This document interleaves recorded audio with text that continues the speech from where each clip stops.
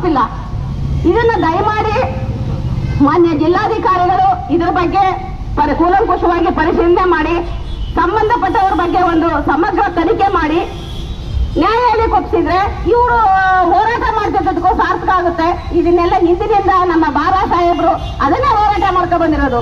ಇವತ್ತು ಈ ಸಂವಿಧಾನದಲ್ಲಿ ಎಷ್ಟೋ ಇದೆ, ಅದೇ ಸಂವಿಧಾನದಲ್ಲೇ ಬದುಕಿರೋದು. ಹಾಗೆ ವಾಲ್ಮೀಕಿಯವ್ರಿಗೂ ಆಗ್ಲಿ, ಅವ್ರದ್ದು ಏನ್ ಕೇಳ್ದೈತೆ ಅದ್ ನೆರವೇರ್ಲಿ. ಮೂರನೇದು, ಈಗಾಗಲೇ ರಾಜ್ಯ ಸರ್ಕಾರ ಪರಿಶಿಷ್ಟ ಪಂಗಡಕ್ಕೆ ಘೋಷಣೆ ಮಾಡಿದ 7% 7% ಮೀಸಲಾತಿಯನ್ನು ಕಾರ್ಯಾನುಷ್ಠಾನಗೊಳಿಸಬೇಕು ಮತ್ತು 9 ಶೆಡ್ಯೂಲ್ನಲ್ಲಿ ಸೇರಿಸಲು ಸೂಕ್ತ ಕ್ರಮ ಕೈಗೊಳ್ಳಬೇಕು. 8ನೇದು, ನಾಗರಿಕ ಹಕ್ಕು ಜಾರಿ ನಿರ್ದೇಶನಾಲಯಕ್ಕೆ ಸುಳ್ಳು ಜಾತಿ ಪ್ರಮಾಣ ಪತ್ರಗಳ ವಿರುದ್ಧ ಸ್ವಯಂ ದೂರುಗಳನ್ನು ದಾಖಲಿಸಿಕೊಳ್ಳುವ ಮತ್ತು ಸ್ವತಂತ್ರವಾಗಿ ತನಿಖೆ ಮಾಡುವ ಅಧಿಕಾರವನ್ನು ಪುನಃ ನೀಡಬೇಕು ಮತ್ತು ದೂರುಗಳು ಶೀಘ್ರವಾಗಿ ವಿಲೇವಾರಿ ಆಗಲು ಸಾಕಷ್ಟು ಪ್ರಮಾಣದಲ್ಲಿ ಸಿಬ್ಬಂದಿಗಳನ್ನು ನೇಮಿಸಬೇಕು. ಇದರಲ್ಲಿ ಇದು ಎಷ್ಟೇ ಪಾಯಿಂಟ್ ಓದ್ತಾ ಇದನ್ನು ಇಲ್ಲಿ ಜಾತಿ ಅಭಿಮಾನವೇ ನಮ್ಮ ಮನೆ ಒಳಗೆ ನುಗ್ಗಿ ನಮ್ಮದನ್ನ ದೋಚವಾಗಿ ನಮ್ಮನ್ನ ಬೀದಿಗೆ ಹಾಕ್ತಾವ್ರೆ. ಇದಷ್ಟೇ ಗುಟ್ಟು. ನಾವೇನು ಕಷ್ಟಪಟ್ಟು ನಮ್ಮ ಬಾಬಾ ಸಾಹೇಬರು, ನಮ್ಮ ಹಿಂದುಳಿದ ವರ್ಗದವರು, ನಮ್ಮ ದಲಿತ ಸಮುದಾಯದವರು ನಾವೇನು ನಮ್ಮದೇ ಆದಂತ ಒಂದು ಮನೆ ಜಾತಿ ಹೆಸರಿನಲ್ಲಿ ಕಟ್ಕೊಂಡಿದ್ದೀವ, ಮೇಲ್ವರ್ಗದವರು ಅವ್ರ ಅಧಿಕಾರನ ಬಳಸಿ ಅಂದ್ರೆ ಸುಳ್ಳು ಅದನ್ನ ಬಳಸಿ ಮೂಲ ಮನೆ ವಾರಸ್ದಾರರನ್ನ ಆಚೆ ಹಾಕ್ತಾ ಇದ್ದಾರೆ. ಯಾವುದೇ ಸೌಲಭ್ಯ ಕೂಡ ಸಿಗ್ತಾ ಇಲ್ಲ.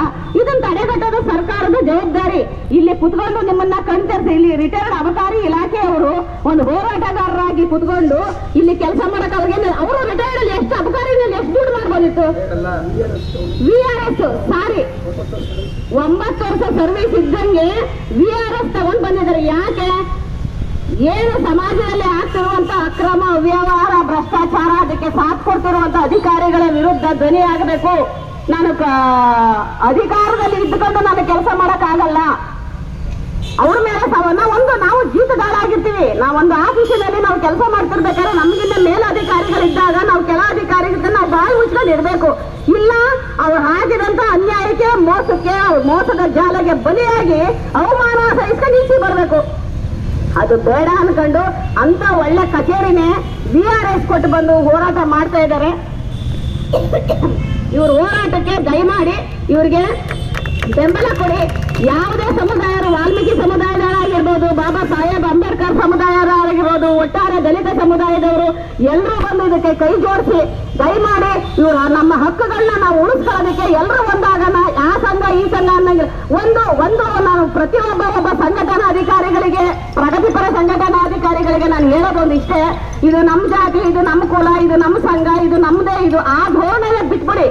ಎಲ್ಲಿ ಸ್ಟ್ರೈಕ್ ನಡೀತೈತೆ, ಎಲ್ಲಿ ಮುಷ್ಕರ ನಡೀತೈತೆ, ಅದು ನ್ಯಾಯಯುತವಾಗಿದೆಯಾ ಅನ್ಯಾಯಯುತವಾಗಿದೆಯಾ, ಯಾರ್ದಾರ ಹೆಸರು ಹೇಳ್ಕೊಂಡು ಅವ್ರ ಮನೆ ಬೊಕ್ಕಸಕ್ಕೆ ಅವ್ರ ಜೋಬ್ಗೆ ತುಂಬಿಕೊಳ್ಳುವಂತ ಕಾರ್ಯಕ್ರಮ ಕೆಲಸಗಳು ನಡೀತಾ ಇದ್ದ ಅದನ್ನ ಬಂದು ವೇದಿಕೆಗೆ ಕೂಲಂಕುಷವಾಗಿ ಪರಿಶೀಲನೆ ಮಾಡಿ. ನಿಮಗೆ ಸರಿ ಅನ್ನಿಸ್ತಾ ಬಂದು ಕೈ ಜೋಡಿಸಿ ಸಾಥ್ ಕೊಡಿ. ಒಗ್ಗಟ್ಟಾಗಿ ಹೋರಾಟ ಮಾಡೋಣ. ಹಿಂದೆ ಎಲ್ಲ ಬಂಡವಾಳಶಾಹಿ ಅಂತ ಇದ್ರಲ್ಲ, ಇವತ್ತು ಅಧಿಕಾರಶಾಹಿ ಆಗೈತೆ. ಅಧಿಕಾರ ವರ್ಗದವರೇ ಮಾಡ್ತಾ ಇರೋದು. ಈಗ ಎಕ್ಸಾಂಪಲ್ ಕರೆಕ್ಟ್ ಆಗಿರುವಂತ ಅಂಗವಿಕಲನ್ನ ಏನಿಲ್ಲ ಅಂತ ಕಳಿಸ್ತಾ ಅಂಗವಿಕಲ ಇವ್ರು ಅಂತ ಕೊಡ್ತಾರೆ. ಪ್ರಾಮಾಣಿಕವಾಗಿ ಅಂಗವಿಕಲ ಆದಂತ ಅವ್ನು ಅಂಗವಿಕಲನೇ ಅಲ್ಲ ಅಂತಾರೆ. ಈಗ ಏನೇ ಆಗಿರ್ಬೋದು, ಒಂದು ಸರಿ ಅಂಗವಿಕಲ ಅದೊಂದು ಕ್ಯೂರ್ ಆಗಿರ್ಬೋದು, ಹಾಗಾದ್ರೆ ಅವ್ನು ಅಂಗವಿಕಲನೇ ಅಲ್ವಾ? ಆ ತರ ಅಂತ ಸಮಾಜ ಇದು ನಡೀತಿರೋದು. ದಯಮಾಡಿ ಇದಕ್ಕೆಲ್ಲ ಪ್ರಗತಿಪರ ಸಂಘಟನೆಗಳೆಲ್ಲ ಈ ಏನು ನಮ್ಮ VRS ತಗೊಂಡು ಅಬಕಾರಿ ಅಧಿಕಾರಿಯಾಗಿದ್ದಂತವ್ರು ಬಂದಂತ ನನ್ನ ಅಣ್ಣನ್ಗೆ ಸಪೋರ್ಟ್ ಮಾಡಿ.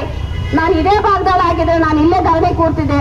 ನಾನು 4 ದಿನ ಆಯ್ತು ಬಂದು, ನನ್ಗೆ ಹಾಸನ ಜಿಲ್ಲೆಯಿಂದ ಬಂದು ಇಲ್ಲಿ ಕೂರಕ್ಕಾಗ್ತಿಲ್ಲ.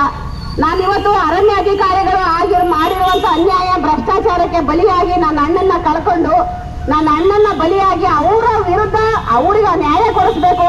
ನನಗ ಅಣ್ಣಂಗಾಗಿರೋ ನ್ಯಾಯ ಯಾರಿಗೂ ಆಗ್ಬಾರ್ದು ಅನ್ನೋ ಒಂದು ಉದ್ದೇಶದಿಂದ ನನ್ನ ರಾಜ್ಯವ್ಯಾಪಿ ಅಣ್ಣತಮ್ಮರಿಗೋಸ್ಕರ ದುಡಿತಾ ಇದ್ದೀನಿ. ನಾನು ಇವತ್ತು ನನ್ನ ದೇವಸ್ಥಾನ ಬಿಟ್ಟು ಎಲ್ಲೂ ಹೋಗಲ್ಲ.